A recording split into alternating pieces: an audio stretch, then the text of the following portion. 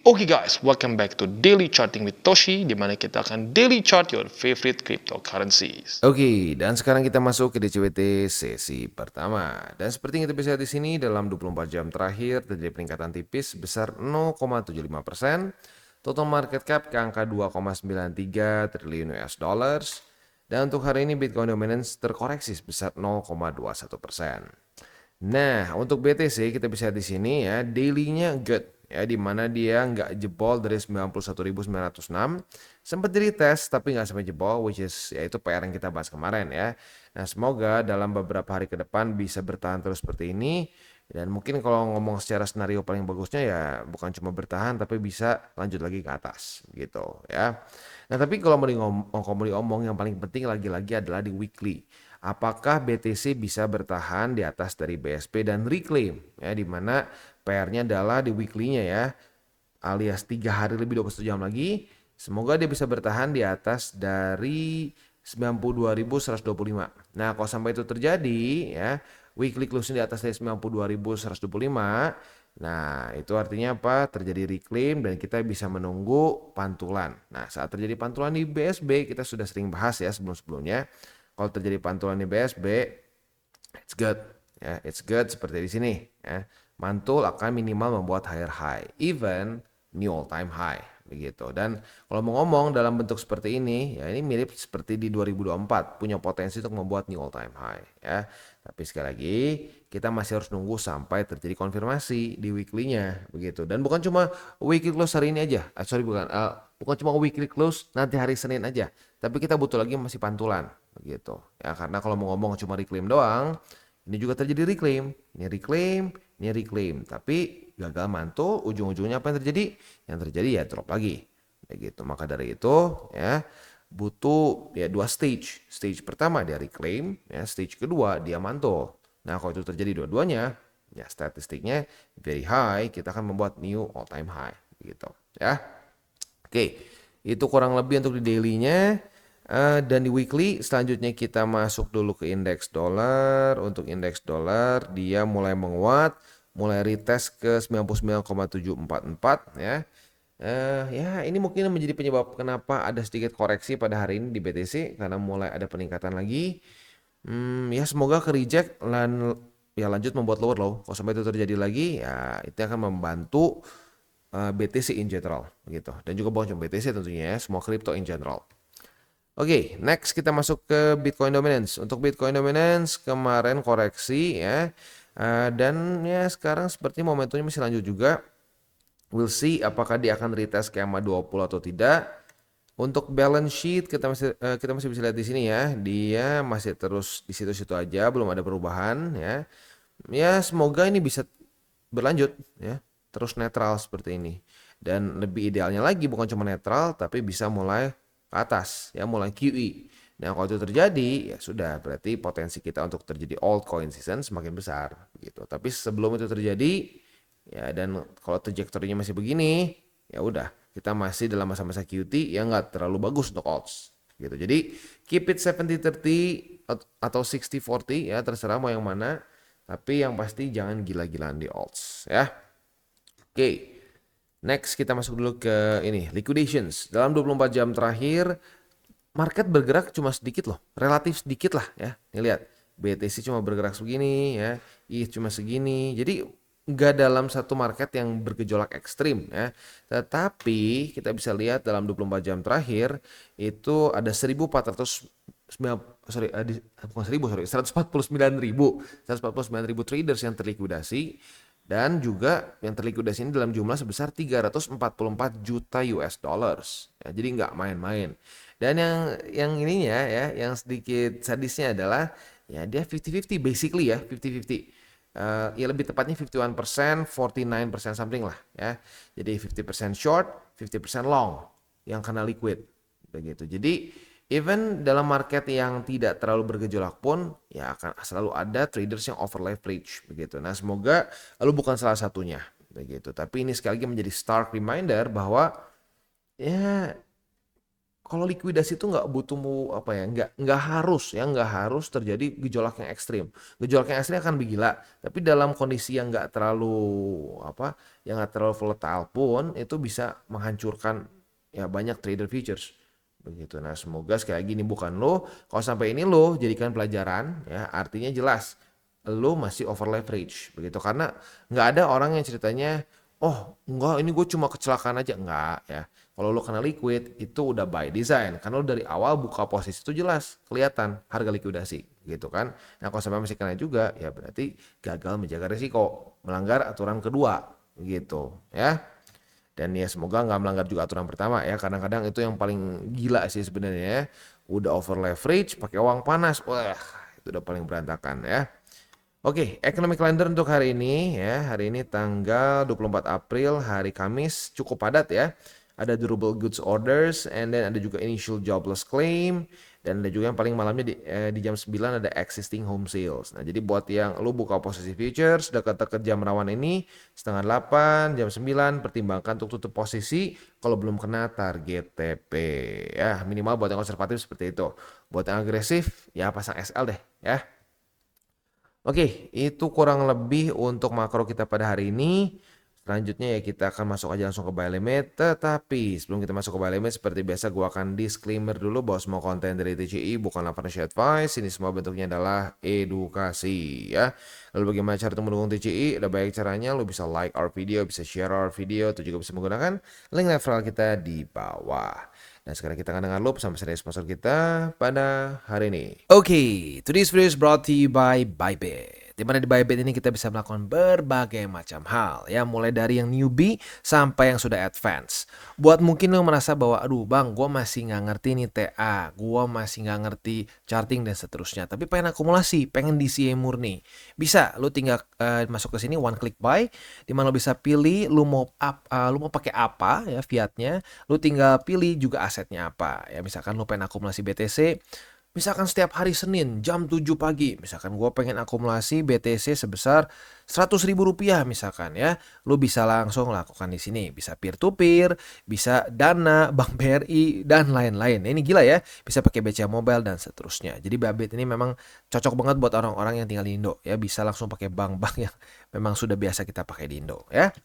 Nah, buat yang intermediate sampai advance juga di sini ada spot, nah, dan juga ada leverage tokens, dan tentu juga ada derivatives trading, di mana kita bisa menggunakan kontrak yang USDT maupun USDC. Jadi di sini lo bisa pakai USDC ya, karena nggak semua exchanger bisa menerima untuk futuresnya pakai USDC ya. Dan tentunya juga lo bisa earning bunga juga dari kripto lo dan lain-lain. Dan tentu juga di sini kita bisa melakukan copy trade ya, di mana copy trade dari Bybit ini sudah cukup terkenal ya, dan kita bisa mendapatkan keuntungan juga. First copy trade kita bisa ada protection 100 USDT loss coverage ya, dan seterusnya ya. Jadi buat lo yang tertarik bisa silakan pakai, klik di link referral kita di bawah. Dan sekarang kita masuk ke Bitcoin. Ya, nah sebenarnya kita bisa di sini Bitcoin ternyata nggak retest, nyaris ternyata ya. Tadi gue kurang zoom sepertinya. Nah, jadi ya belum ada setelah futures. Untuk sekarang posisi spotnya ada di angka 91.906, lalu di 89.851 dan juga MA200. Itu kurang lebih untuk setup di Bitcoin ya. Next kita masuk ke Ethereum. Untuk Ethereum kita bisa di sini sayangnya posisi short kita apa? Ya minimal buat yang agresif cut loss begitu. Nah, buat yang konservatif coba kita lihat ya. Yang konservatif kemarin itu kan tutup di jam berapa nih? Kemarin itu tutup di jam 9 kurang 15 ya. Nah, buat lo yang tutup di 9 kurang 15 ternyata sama-sama kena juga cut loss. Tapi lebih kecil lah dibandingkan dengan yang cut loss tadi pagi begitu. Slightly ya. Ya intinya lagi-lagi tidak ada SOP yang 100% profit. Kalau 100% profit semua orang nggak akan ada yang kerja lain, semuanya akan jadi trader begitu ya. Nah, jadi sekali lagi untuk posisi shortnya kena cut loss yang agresif maupun yang konservatif. Nah, tapi hari ini sudah terjadi retest lagi di EMA50 sebagai resisten. Nah, secara SOP ada lagi nih, buat lo yang tertarik buka posisi short, bisa limit di EMA50. Apabila terjadi retest kedua, kita bisa buka posisi shortnya dengan target TP kita di angka 1773,7 ya. Oke, karena terjadi reclaim oleh Ethereum, maka untuk spot pun ada perubahan ya. Buy mid pertama di angka 1773,7, lalu di angka 1669,3, dan di 1644,3. Itu kurang lebih untuk setup di Ethereum dan juga untuk di BTC ya. Jadi overall untuk DCWT sesi pertama sudah beres secara setupnya. Nah, sebelum kita tutup DCWT sesi pertama ini ya, gua mungkin akan kembali lagi mengingatkan ini ya, urusan liquidations. Ini very important menurut gua ya. Ini very important, ini menunjukkan bahwa ya banyak sekali traders yang masih over leverage. Dan ini apa namanya yang bikin gua nge-highlight ini, ya gue pernah lihat berapa kali pergerakan BTC yang cuma segini-segini aja, dan biasanya tuh nggak setinggi ini ya. Biasa paling berapa sih gitu ya, puluhan juta USD, which is ya oke, in hindsight kalau dibandingkan dengan kita yang mungkin gede ya, tapi kalau secara market oke lah puluhan juta, belasan juta gitu. Nah tapi untuk hari ini gila sih, sampai 344 juta USD yang terlikuidasi. Ini jelas berarti banyak sekali orang-orang yang gila-gilaan ya.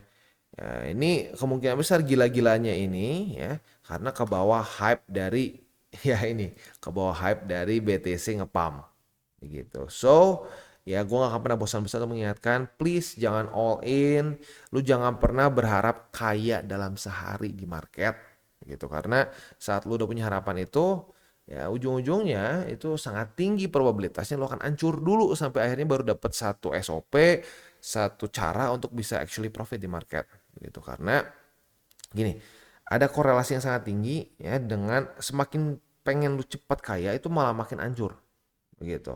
Nah, itu terjadi terulang-ulang ya.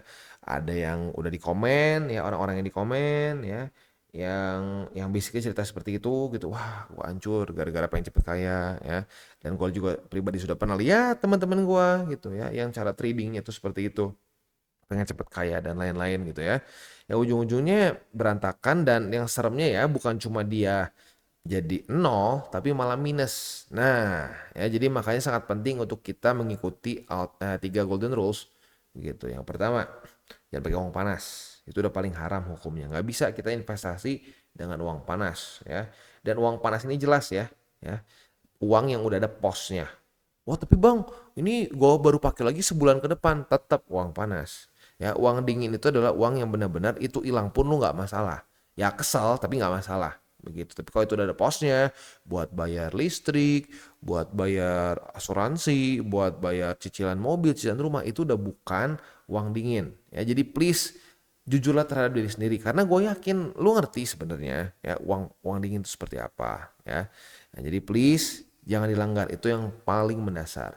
Yang kedua, jangan over leverage. Over leverage ini sering kali diartikan oleh orang-orang ya bahwa oh ya berarti leverage jangan kegedean ya kalau kita trading futures. Itu benar, itu termasuk ke aturan kedua.